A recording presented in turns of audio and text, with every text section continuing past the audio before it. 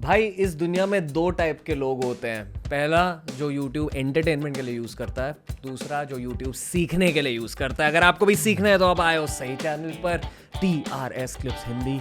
Subscribe, click on the bell icon.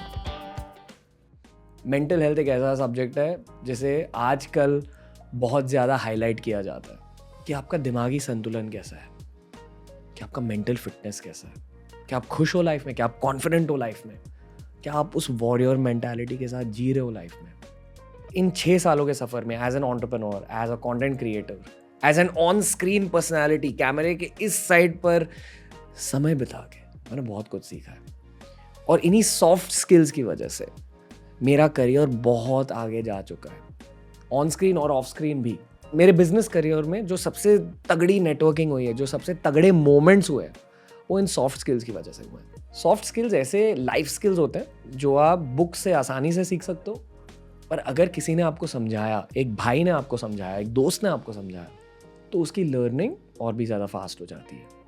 यह है top 10 communication, confidence और सॉफ्ट स्किल्स आपके लिए, ताकि बातों ही बातों में आप दूसरों का दिल जीत सके, आपकी मेंटल फिटनेस ज़्यादा बढ़े, और जब प्रोफेशनल एनवायरनमेंट में या पार्टीज़ के एनवायरनमेंट में या सोशल एनवायरनमेंट में आप लोगों से मिले, तो लोग आपको देखकर कहें, यार वो बंदा या वो बंदी बहुत सही थी, क्या पर्सनालिटी थी। Top 10 tips for personality development. Point number 1, theory of communication skills. किसी भी स्किल की तरह आप ये स्किल्स भी किताबों से पढ़ सकते हो। कुछ ऐसे रूल्स होते हैं, बॉडी लैंग्वेज के रूल्स, आई कॉन्टैक्ट के रूल्स, बातों के रूल्स, स्पीकिंग के रूल्स, जो बहुत सारी किताबों में आप ढूंढ सकते हो, इंटरनेट पर भी ढूंढ सकते हो फ्री ऑफ कॉस्ट। तो कम्युनिकेशन स्किल्स के बारे में ये पहले जानिए कि अगर आपको कम्युनिकेशन स्किल्स बढ़ानी है ना, ये एक इनफाइनाइटली लॉन्ग सब्जेक्ट होता है। इस सब्जेक्ट का अंत नहीं होता। मान लो आप 30 साल के हो, 40 साल के हो, 50 साल के हो, there is always room for improvement. कुछ हाई पर्सनैलिटी लोगों के बिहेवियर स्टडी कीजिए। शाहरुख खान, अमिताभ बच्चन, विराट कोहली, प्रियंका चोपड़ा, सुधा मूर्ति, इन सारे लोगों के कम्युनिकेशन स्किल्स अब्जॉर्ब कीजिए। पूरी दुनिया को ऐसे देखिए। पता है, एक म्यूजिशियन जब गानों को सुनता है तो उस गाने को पूरा का पूरा ब्रेक डाउन कर देता है।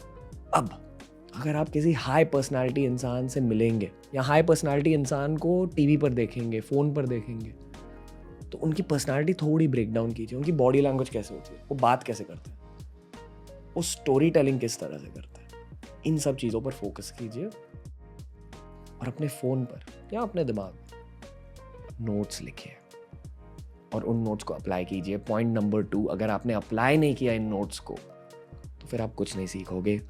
Point number 2, practical usages of theory. मेरे करियर के स्टार्ट में मैं अपने सोशल मीडिया चैनल्स को प्रमोट करने के लिए, उनकी पब्लिसिटी के लिए रोड पर जाता था और अनजान लोगों से बात करता था। पहले बहुत डर लगता था मुझे कि यार मैं इन अनजान लोगों से कैसे बात करूँगा, वहाँ तो लड़कियों का ग्रुप खड़ा है, मैं उस लड़कियों को एक ग्रुप में एंटर करके उनसे बात कैसे करूँगा। पर मुझे थियरी आती थी, तो उसी थियरी को दिमाग में रख के, ब्रेव होके, वीरता मेरे दिल में रख के वहाँ जाकर उनसे बात करता था। और बातों ही बातों में मुझे ये पता चला कि यार मैं तो इन लोगों का दिल जीत रहा हूँ, ये मेरी बातें सुन रहे हैं, इनका अटेंशन अब मेरे हाथों में। ये क्या होने लगा।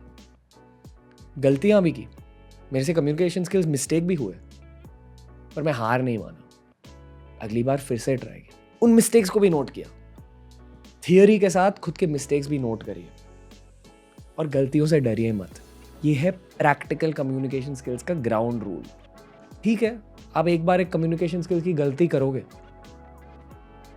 कभी कभी लोगों को लगेगा ये कौन इंसान है, ओवर कॉन्फिडेंट, कुछ भी बोलता है। पर उस कुछ भी बोलता है सिचुएशन के लिए अगले 8 पॉइंट्स ध्यान से सुनिए। तीसरी स्किल, लोगों को ये लगता है कि एक अच्छा कम्युनिकेटर एक बहुत अच्छा टॉकर है, बहुत अच्छा स्पीकर है। जो शब्द उस इंसान के मुंह से निकलते हैं, वाह क्या शब्द है, कैसी कम्युनिकेशन है।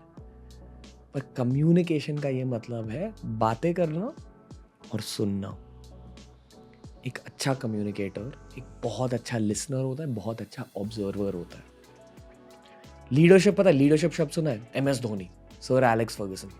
अगर आप इन दोनों इंसान के इंटरव्यूज देखोगे और अगर इंटरव्यूअर ने इनको लीडरशिप के बारे में पूछा, तो ये दोनों इंसान ये कहते हैं कि be a good listener, be a good observer.